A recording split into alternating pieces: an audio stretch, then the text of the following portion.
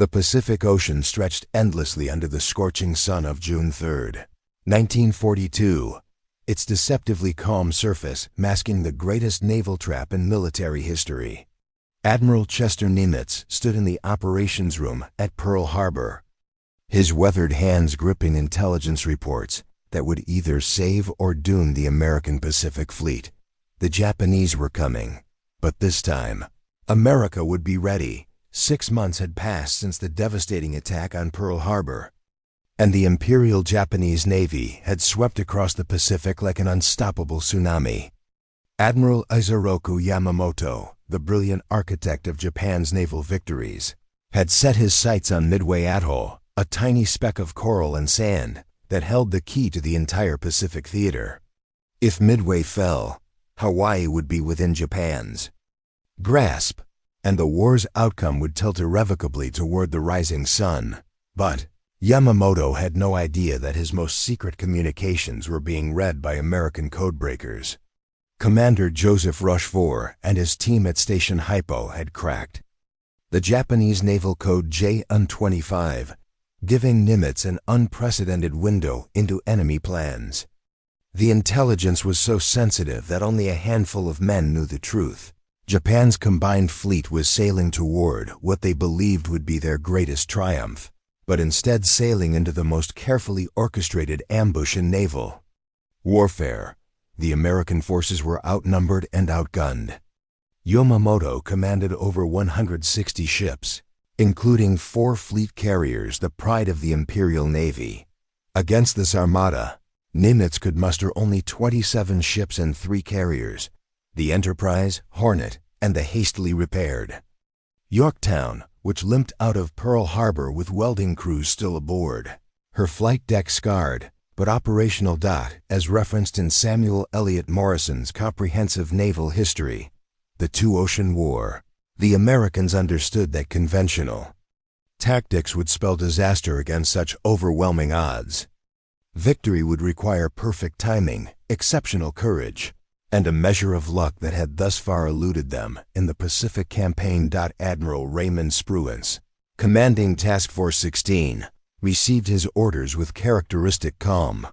The bookish admiral, known more for his tactical brilliance than his charisma, would face his greatest test against Vice Admiral Kiichi Nagamo, the veteran commander whose carriers had devastated Pearl Harbor.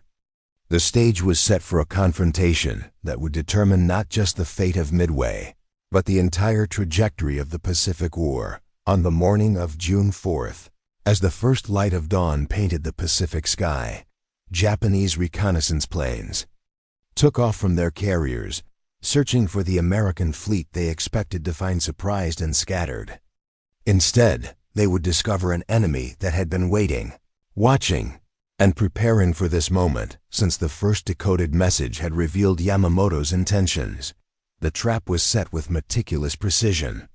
American submarines patrolled the approaches to Midway, ready to report Japanese movements. The island's defenders had been reinforced with every available aircraft, transforming the tiny atoll into an unsinkable aircraft carrier.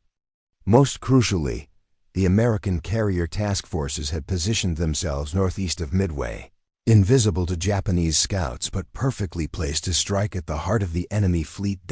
As the sun climbed higher on June 4th, 1942, the greatest carrier battle in history was about to begin. The fate of nations hung in the balance, and in the coming hours, the course of World War II would be forever changed by the courage of men who flew into the face of overwhelming odds, determined to turn the tide of war in the Pacific. The silence aboard the USS Enterprise was broken only by the steady hum of engines and the distant sound of aircraft preparing for launch. At 0600 hours on June 4th, 1942, Lieutenant Commander Eugene Lindsay received the signal that would send him and his torpedo squadron into history. The Japanese fleet had been spotted 170 miles northwest of Midway, and Admiral Spruance was launching everything he had. Vice Admiral Kiichi Nagamo stood on the bridge of his flagship, Akagi, confident in his overwhelming superiority. His 4 carriers, Akagi, Kaga, Soryu, and Hiryu had launched 108 aircraft against Midway at dawn. The island's defenses would be crushed, clearing the way for the invasion force following behind. What Nagamo didn't know was that his every move was being tracked by American submarines and reconnaissance aircraft, feeding vital intelligence to the waiting carrier task forces. The first wave of American attacks began with tragic heroism and devastating failure. The obsolete Devastator torpedo bombers from all three American carriers launched their assault against the Japanese fleet, flying low and slow through a gauntlet of fighter planes and anti-aircraft fire. Squadron after squadron was decimated by the lethal Mitsubishi Zero fighters that swarmed around the Japanese carriers like angry hornets.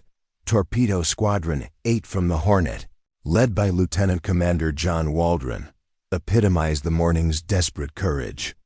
Waldron had studied Japanese tactics obsessively, and his final message to his squadron was prophetic. If there is only one plane left to make a final run in, I want that man to go in and get a hit. Flying without fighter escort through murderous defensive fire, all 15 Devastators were shot down. Only Ensign George Gay survived, floating in his life raft and witnessing the battle's climactic moments from the water. The slaughter of the American torpedo bombers seemed to confirm Japanese invincibility. Of 41 Devastators launched that morning, only 6 returned to their carriers. The surviving crews who made it back told tales of impenetrable defensive screens and impossible odds. For a brief moment, it appeared that Yamamoto's confidence in his superior forces was justified, but the sacrifice of the torpedo squadrons had achieved something crucial that would not become apparent for another hour. The Japanese combat air patrol had been drawn down to sea level, pursuing the low-flying American bombers. Fighter fuel was running low, and many planes needed to return to their carriers for refueling and rearming. Most critically, the Japanese carriers were caught in the vulnerable moment of reorganizing their aircraft for a second strike against Midway. Commander Mitsuo Fukita, the air group commander who had led the Pearl Harbor attack, was aboard Akagi, advising Nagamo on strike coordination. The morning's intelligence reports had been confusing, first indicating only shore-based aircraft at Midway, then reporting American ships in the area. Nagamo had been forced to change his plans twice, ordering his aircraft to rearm for ship attack instead of shore bombardment, then switching back again. The constant changes had created chaos on the carrier flight decks, with ordnance crews frantically moving bombs and torpedoes while fuel lines snaked across the decks. At 10:24 in the morning, as the Japanese carriers steamed in a defensive box formation, their flight decks crowded with aircraft being prepared for launch, radar operators detected incoming aircraft. The combat air patrol rose to meet this new threat, but the fighters were scattered and low on fuel from the morning's engagements. What approached from the southeast was Lieutenant Commander Clarence McCluskey's dive bomber squadron from the Enterprise, along with Lieutenant Commander Maxwell Leesley's squadron from the Yorktown. These seasoned pilots had spent precious fuel searching for the Japanese fleet, and many were running dangerously low on gas. But they had found their target at the perfect moment when the enemy was most vulnerable. The stage was set for 10 minutes that would change the course of history. The Japanese carriers, having dominated the Pacific for 6 months, were about to face the concentrated fury of American dive bombers, attacking from high altitude while their defenses were focused on the sea-level torpedo attack that had preceded them. At 10:24 a.m. on June 4, 1942, Lieutenant Commander Clarence McCluskey pushed over into his dive, leading 37 dauntless dive bombers in the most crucial attack of the Pacific War. Below him, the Japanese carrier Kaga steamed in perfect formation, her flight deck packed with aircraft, fuel lines, and ordnance afloating, MUNIT-ION depot waiting for a spark. The Japanese lookout spotted the American dive bombers just as they began their near-vertical descent from 14,000 feet. Air raid sirens wailed across the task force, but it was too late. The Zeros that had been decimating torpedo bombers at sea level could not climb fast enough to intercept the diving Americans. Admiral Maguimo's carriers, which had seemed invincible just moments before, were about to pay the price for their moment of vulnerability. McCluskey's first section targeted the Kaga, the massive carrier, which had participated in the Pearl Harbor attack, twisted desperately to avoid the screaming dive bombers. But the American pilots had trained for this moment, and their accuracy was devastating. The first 1,000-pound bomb struck near the bridge, the explosion sending a column of flame and debris skyward. 2 more bombs found their mark, detonating among the fueled and armed aircraft on the flight deck. Simultaneously, Lieutenant Commander Maxwell Leslie led his squadron from the Yorktown against the flagship Akagi, the carrier that had launched. The attack on Pearl Harbor was caught in the same helpless position as her sister ship. Leslie's bombers dove through increasingly heavy anti-aircraft fire, their target growing larger in their bomb sights with each passing second. The first bomb to hit Akagi struck just behind the forward elevator, penetrating the flight deck and exploding in the upper hangar. The blast ignited aviation fuel and ordnance, creating an inferno that spread rapidly through the ship's interior. Admiral Nagamo, standing on the bridge, watched in horror as his flagship was transformed from the pride of the Imperial Navy into a floating torch. Lieutenant Dick Best, leading the second section of McCluskey's formation, had spotted a third carrier, the Soryu, and led his 3 remaining bombers in a separate attack. The Soryu's crew had watched their sister ships come under attack and knew their turn was coming. Captain Ryusaku Yanagimoto ordered evasive maneuvers, but the American dive bombers adjusted their approach with deadly precision.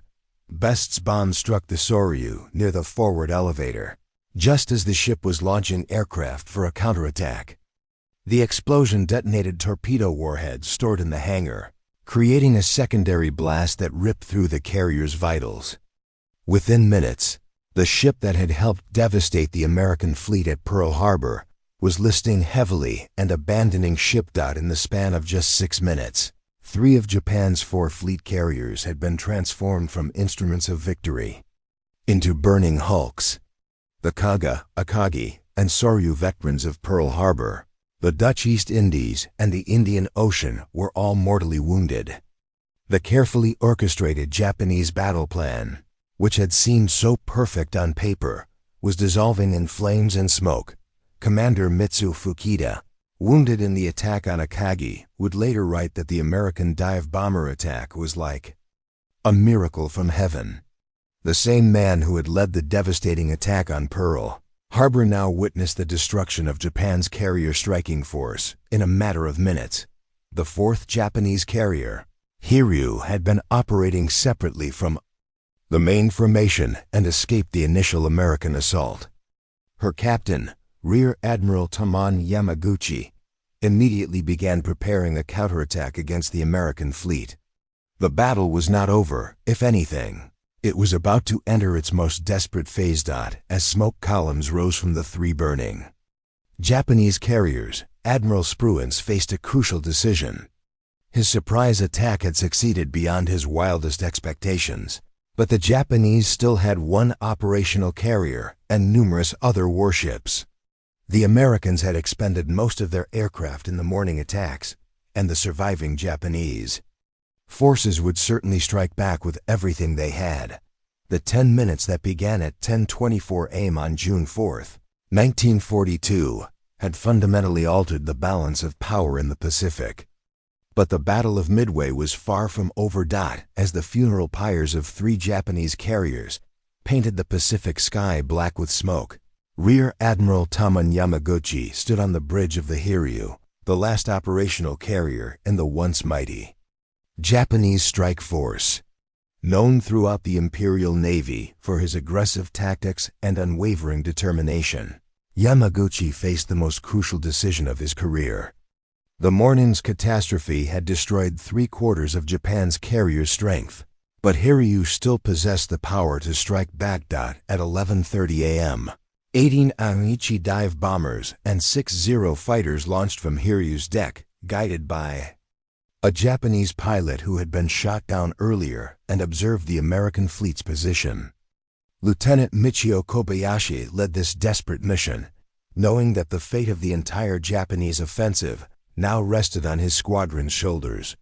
Their target, the American carriers that had dealt such devastating blows to the combined fleet, aboard the USS Yorktown, radar operators detected the incoming Japanese aircraft at 68 miles. The carrier that had been hastily repaired after the Battle of the Coral Sea was about to face her greatest test. Captain Elliot Buckmaster ordered all available fighters into the air, while damage control teams prepared for the worst. The Yorktown had survived one carrier battle. Already now she would discover if her luck could hold. The Japanese dive bombers approached through a storm of anti-aircraft fire from the entire American task force, the Combat Air Patrol of F4F. Wildcat fighters, though outnumbered by the more maneuverable Zeros, fought with desperate courage to protect their carriers. Lieutenant Commander John Thatch, leading the fighter escorts, employed his innovative Thatch Weave formation to counter the superior Japanese fighters. But several bombers broke through the defensive screen. At 12:20 p.m., the first Japanese bomb struck the Yorktown's flight deck near the island's superstructure. The explosion killed numerous personnel and started fires that threatened the ship's aviation fuel systems. 2 more bombs found their mark in rapid succession, one penetrating the flight deck and exploding in the hangar, another striking near the forward elevator. Within minutes, the carrier that had helped win the morning's victory was wreathed in flames and smoke. But the Yorktown's damage control parties had learned hard lessons from previous battles. Chief Petty Officer John Valanis led firefighting crews into the burning compartments, while repair teams worked frantically to restore power and communications. The carrier's sophisticated damage control systems, superior to anything in the Japanese Navy, began to show their worth. By 1:40 p.m., the fires were under control and the ship was steaming at 18 knots. Admiral Yamaguchi, watching from the Hiryu, was astounded to see the American carrier apparently restored to full operation. Intelligence reports had indicated that the Yorktown was severely damaged, yet she appeared to be launching aircraft again. What Yamaguchi didn't know was that he was observing the Enterprise, which had moved closer to the Yorktown's position and was launching a strike against his own ship. At 2:45 p.m., a second wave of Japanese aircraft from the Hiryu approached. The reformed American task force. This time, torpedo bombers led the attack, skimming just above the wave tops in the same desperate tactic that had cost the Americans so dearly that morning. The Yorktown, still struggling with damage from the first attack, was caught in a vulnerable position. Lieutenant Joichi Tamanaga, leading the torpedo attack despite his aircraft being damaged and low on fuel, pressed home his assault with samurai determination. 2 torpedoes struck the Yorktown's port side, flooding her engine rooms and bringing the great ship to a dead stop. The carrier that had launched the dive bombers that crippled the Japanese fleet was now herself mortally wounded, listing heavily to port as her crew struggled to save her. Captain Buckmaster, standing on the bridge as his ship settled deeper into the water, faced the agonizing decision to abandon ship. The Yorktown had fought valiantly, but the flooding was beyond the capacity of her damage control systems. As the evacuation began, many sailors wept openly at leaving their ship, not knowing that their sacrifice had already helped secure victory. Yet, even as the Yorktown died, her aircraft were already airborne on the mission that would complete the destruction of the Japanese carrier force. The counterstrike that had seemed to restore Japanese fortunes was in fact the enemy's last gasp. The Battle of Midway was entering its final, decisive phase. Lieutenant Commander Richard Fleming adjusted his bomb sight as his squadron of Marine Corps dive bombers approached the burning Japanese carriers at 3:24 p.m. on June 4, 1942. Below him, the once proud ships that had terrorized the Pacific for 6 months were transformed into floating infernos, their flight decks twisted and their superstructures shrouded in black smoke. But one Japanese carrier remained operational, and Fleming's squadron from Midway Island was determined to complete the destruction of Admiral Nagumo's task force. The Hiryu, Admiral Yamaguchi's flagship, had successfully launched two counterstrikes against the American fleet, damaging the Yorktown and demonstrating that Japanese naval aviation could still bite back. But now, as afternoon shadows lengthened across the Pacific, the last operational Japanese carrier found herself the target of converging American airstrikes from both the remaining American carriers and the reinforced air garrison at Midway. Lieutenant Commander Clarence McCluskey, the hero of the morning's devastating attack, was leading another formation of Enterprise dive bombers toward the Hiryu. His aircraft were running low on fuel after the extended search for targets, but McCluskey knew this might be the last chance to eliminate Japanese carrier aviation from the Pacific theater. The pilot who had already helped sink 3 enemy carriers was determined to make it 4. Aboard the Hiryu, radar operators tracked the approaching American formations with growing dread. The ship's combat air patrol had been decimated in the morning's fighting, and most of her aircraft were either destroyed or scattered across the ocean. Admiral Yamaguchi stood on his bridge, watching the inevitable approach of the enemy bombers that would seal his fate and that of the Japanese offensive. At 5:03 p.m., McCluskey's dive bombers pushed over into their attack. The Hiryu's anti-aircraft guns opened fire, creating a web of tracers and shell bursts, but the American pilots had perfected their technique through the day's bitter fighting. The first bomb struck the carrier's flight deck near the forward elevator, penetrating into the hangar where it detonated among stored aircraft and ordnance. The explosion aboard the Hiryu was even more devastating than those that had crippled her sister ships. The bomb's detonation triggered a chain reaction among aviation fuel and torpedo warheads, creating a series of secondary explosions that ripped through the carrier's vitals.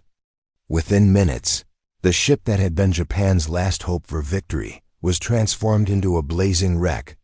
Admiral Yamaguchi, known throughout the Imperial Navy for his fighting spirit, refused to abandon his flagship. As the fires spread beyond control and the ship began to list, he ordered his remaining crew to evacuate while he remained at his post. The admiral who had led Japan's most aggressive carrier operations chose to go down with his ship rather than survive the destruction of his command. Captain Kaku, the Hiryu's commanding officer, made the same fateful decision. As the carrier's magazines began to explode and the flight deck buckled under the intense heat, both officers prepared for the ritual suicide that Japanese naval tradition demanded of commanders who lost their ships in battle. They would join their vessel in the depths of the Pacific, taking with them the dreams of Japanese naval supremacy. By nightfall on June 4, 1942, all 4 Japanese fleet carriers lay burning or sunk in the waters northwest of Midway, the Akagi, Kaga, Soryu, and Hiryu, the veteran ships that had carried out the Pearl Harbor attack and dominated the Pacific for 6 months, were all destroyed. With them died over 3,000 Japanese sailors and airmen, including many of the most experienced carrier pilots in the Imperial Navy. The destruction was so complete that Admiral Yamamoto, monitoring the battle from his flagship 300 miles away, could scarcely believe the reports reaching him. The carefully planned operation that was supposed to crush American naval power had instead resulted in the annihilation of Japan's primary striking force. The combined fleet, which had seemed invincible just 24 hours earlier, was now a shadow of its former strength. As darkness fell over the Pacific, rescue operations began for survivors from both sides. The ocean that had witnessed the greatest carrier battle in history was now dotted with life rafts and floating debris, mute testimony to the day's savage fighting. But the strategic picture was clear. American naval power had not only survived Japan's greatest offensive, but had dealt the enemy a blow from which the Imperial Navy would never recover. The Battle of Midway was effectively over, but its consequences would reshape the entire Pacific War. As dawn broke on June 5, 1942, Admiral Isoroku Yamamoto faced the most difficult decision of his distinguished naval career. The architect of Pearl Harbor, sailing aboard his flagship Yamato 300 miles behind the disaster that had befallen his carrier force, received reports that seemed impossible to believe. In less than 24 hours, his 4 fleet carriers had been destroyed, along with the cream of Japanese naval aviation. The operation designed to eliminate American naval power had instead delivered a catastrophic defeat to the Imperial Navy. The submarine USS Nautilus, commanded by Lieutenant Commander William Brockman, had been stalking the Japanese fleet since the early morning hours of June 4th. Now, as smoke columns marked the graves of the enemy carriers, Brockman maneuvered his submarine through the debris field, searching for targets among the surviving Japanese vessels. The hunter-killer submarine that had spent months patrolling the Pacific was about to claim one of the most significant victories in submarine warfare history. At 6:10 a.m., the Nautilus spotted the destroyer Arashi, which had been detached from the main force to depth charge the American submarine. The destroyer's captain, believing he had driven off the underwater threat, was now racing to rejoin the fleet. What he didn't realize was that his high-speed course was leading Lieutenant Commander Clarence McCluskey's dive bombers directly to the Japanese carriers. The Arashi had become an unwitting guide to the destruction of her own fleet. Admiral Spruance, commanding the victorious American task force, faced his own crucial decisions. His stunning victory had eliminated the Japanese carrier threat, but enemy battleships and cruisers still posed a significant danger to his remaining ships. The Enterprise and Hornet were his only operational carriers. The Yorktown was abandoned and sinking, and he could not afford to lose them in a surface engagement with superior Japanese forces. Japanese Vice Admiral Nobute Kondo, commanding the invasion support force, was steaming toward Midway with battleships, cruisers, and destroyers when he received word of the carrier disaster. His powerful surface ships could still bombard Midway's installations and support the planned invasion, but without air cover, they would be vulnerable to attack from American land-based aircraft. The entire Japanese battle plan was unraveling. At 8:09 a.m., the crippled Japanese destroyer Tanakaze, trying to escape the battle area, came under attack from American aircraft launched from Midway. The destroyer's crew fought desperately to save their ship, but bomb hits flooded several compartments and knocked out her main engines. As the vessel listed heavily, her captain ordered abandoned ship, adding another victim to the growing toll of Japanese losses. The heavy cruiser Mikuma, damaged in a collision while avoiding submarine attack, became the focus of intensive American airstrikes throughout the morning. Wave after wave of Marine Corps and Navy aircraft from Midway pounded the cruiser with bombs and machine gun fire. The ship that had participated in numerous Japanese victories was now fighting for survival against overwhelming air attack. Lieutenant Commander Fleming, leading another strike from Midway, pressed his attack against the Mikuma despite intense anti-aircraft fire. His aircraft, already damaged by defensive fire, continued its bombing run even as flames engulfed the cockpit. Fleming's sacrifice epitomized the courage that had turned defeat into victory, as American airmen threw themselves against the enemy with the same determination their opponents had shown 6 months earlier at Pearl Harbor. By afternoon, the strategic picture was clear to both sides. The Japanese invasion of Midway was impossible without carrier air support, and Admiral Yamamoto began the painful process of calling off the operation. His transport ships, loaded with troops and equipment for the conquest of the atoll, turned away from their objective and began the long retreat toward Japanese waters. The psychological impact of the defeat was as devastating as the material losses. The Japanese Navy, which had not suffered a major defeat since the 16th century, was forced to acknowledge that American industrial might and fighting spirit had overcome their initial advantages. The myth of Japanese invincibility, carefully cultivated since Pearl Harbor, was shattered in the waters northwest of Midway. Admiral Nimitz, receiving reports of the victory at Pearl Harbor, understood immediately that the Battle of Midway had fundamentally altered the balance of power in the Pacific. The defensive phase of the American war effort was ending, and the long road to Tokyo could now begin. The hunters had indeed become the hunted, and the Japanese Navy would never again possess the strength to threaten American territory. As night fell on June 5th, rescue operations continued across the vast battlefield, but the strategic outcome was beyond doubt. The Battle of Midway had ended in complete American victory. The Pacific Ocean on June 6, 1942, bore little resemblance to the confident Japanese armada that had approached Midway just 3 days earlier, where Admiral Yamamoto's combined fleet had once steamed in perfect formation toward what seemed certain victory. Now only scattered groups of damaged ships limped westward, carrying the survivors of the most decisive naval defeat in Japanese history. The rising sun flag, which had flown triumphantly from Pearl Harbor to the Indian Ocean, now drooped at half-mast over the funeral pyres of a shattered dream. Rear Admiral Abe Hiroaki, commanding the remaining Japanese surface ships, received the final bitter order to abandon the Midway operation and withdraw to Japanese waters. His cruisers and destroyers, originally intended to support the invasion of the strategic atoll, were now relegated to rescue duty, picking up the few survivors from the 4 sunken aircraft carriers. The sight of oil-stained sailors clinging to debris where proud warships had sailed just hours before drove home.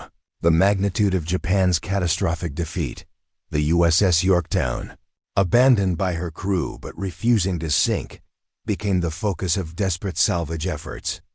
The carrier that had helped deliver the crushing blow to Japanese naval aviation now fought her own battle against the Pacific's depths. Captain Buckmaster, watching from a nearby destroyer as salvage crews worked to save his ship, knew that the Yorktown had already achieved immortality through her sacrifice. Even if she could not be saved, her aircraft had helped turn the tide of the Pacific War. On June 7th, as the Japanese submarine I-168 stalked the crippled American carrier, the final tragedy of the Battle of Midway unfolded. Lieutenant Commander Yahashi Tanabe, commanding the submarine, fired a spread of torpedoes that struck both the Yorktown and the destroyer Hammond, which was alongside providing power and pumps. The destroyer sank within minutes, taking 81 sailors with her, while the mortally wounded Yorktown finally succumbed to her injuries and slipped beneath the waves at dawn on June 7th. But the loss of the Yorktown could not diminish the magnitude of American victory. In 4 days of fighting, the United States Navy had destroyed 4 Japanese aircraft carriers, 1 heavy cruiser, and numerous smaller vessels.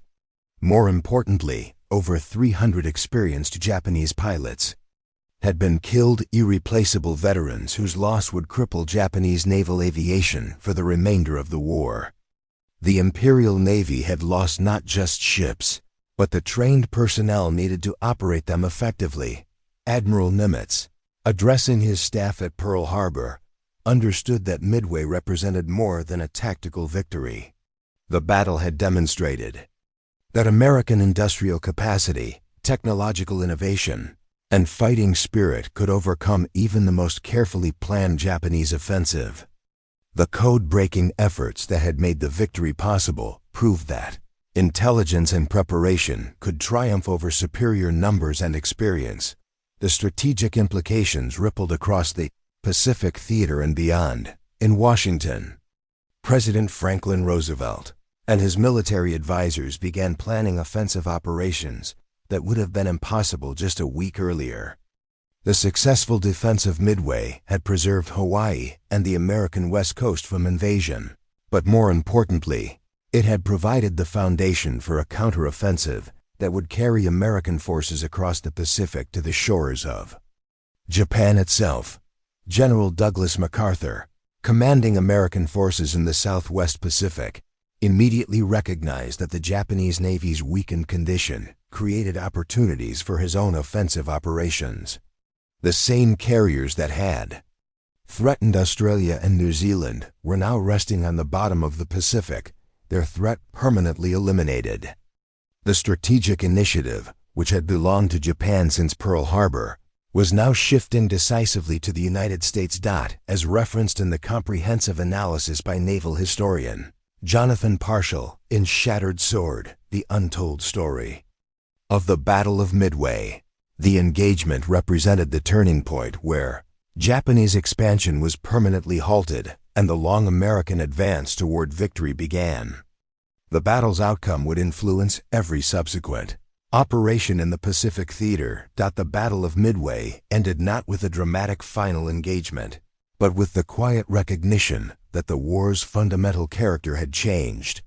The Japanese Navy, which had dominated the Pacific for 6 months, would spend the remainder of World War II fighting a defensive campaign against increasingly powerful American forces. The tide had turned forever, and the road to Tokyo was now open to the forces of freedom and democracy. In the words carved into the memorial at Midway Atoll, they had no right to win. Yet they did, and in doing so, they changed the course of a war.